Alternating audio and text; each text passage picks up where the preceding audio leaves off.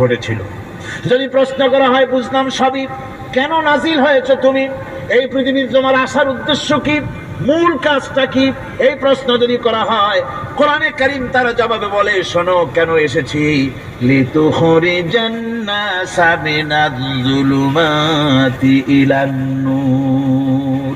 আমার মিশন হচ্ছে গোটা বিশ্ব মানবতাকে পুঞ্জীভূত তোমার ভেতর থেকে টেনে বের করে আলোর সন্ধান দিতে, আলোর দিকে আনার জন্য আমি কোরআন নাযিল হয়েছি।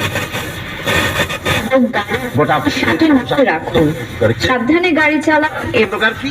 অন্ধকার হচ্ছে পুঁজিবাদ, অন্ধকার সমাজতন্ত্র, অন্ধকার ধর্মনিরপেক্ষতাবাদ, অন্ধকার জাতীয়তাবাদ, মানুষের তৈরি করা যত মতবাদ সব কি, জোরে কোন সবগুলি কি? অন্ধকার। এই অন্ধকারের ভেতর থেকে মানুষগুলিকে টেনে আনবে কোরআন কিসের দিকে? আলোর দিকে।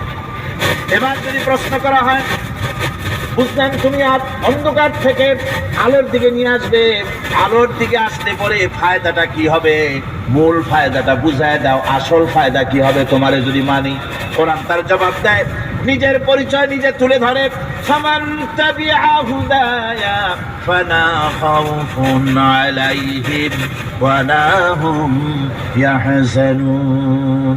এই কোরআনকে যদি মেনে চলো, এই কোরআনের আইন যদি মানো, সমাজে মানো, ব্যক্তিতে মানো, পরিবারে মানে, রাষ্ট্রে মানো, জীবনের সব ক্ষেত্রে সমস্ত জায়গায় যদি এই কোরআনকে মেনে চলো, ফালা খাউফুন আলাইহিম, তাহলে তোমাদের কোনো ভয় থাকবে না, ওয়ালা হুম ইয়াহজানুন, কোনো চিন্তাও থাকবে না।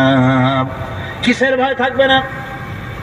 কোরআনের আইন মেনে যদি চলো সমাজে ও রাষ্ট্রে, চুরির ভয়, ডাকাতির ভয়, জেনার ভয়, হত্যার ভয়, সন্ত্রাসের ভয়, কোনো ভয় থাকবে না, ওয়ালা হুম ইয়াহজানুন, চিন্তাও থাকবে না। খাওয়া পড়া, শিক্ষা, চিকিৎসা, বাসস্থান, এগুলির কোনো চিন্তা থাকবে না। কোরআনের সমাজে সব কিছুর গ্যারান্টি দেওয়া হবে, সবগুলি পেয়ে যাবে। এখন যদি আবার প্রশ্ন করা হয় বুঝলাম তোমারে মানলে পরে সব ফায়দা হবে, তাহলে এবার জবাব দাও তোমার ভিতরে কি রাজনীতি আছে নাকি? আমি তো মানুষ, আমার ম্যান ইজ সোশ্যাল অ্যানিম্যাল, আমরা তো জঙ্গলের পশু নই, আমরা তো মানুষ। আমাদের সমাজ আছে, আমাদের পৌর নির্বাচন আছে, আমাদের জাতীয় নির্বাচন আছে, আমাদের কলকারখানা আছে, জমিন আছে, আমাদের রাজনীতি, অর্থনীতি, সমাজনীতি আছে, পারিবারিক নীতি আছে, অনেক নিয়ম মালা আছে, নিয়ম নীতি আছে। তোমারে মানলে তোমার ভিতরে কি ওগুলো আছে নাকি সে কথা বলো।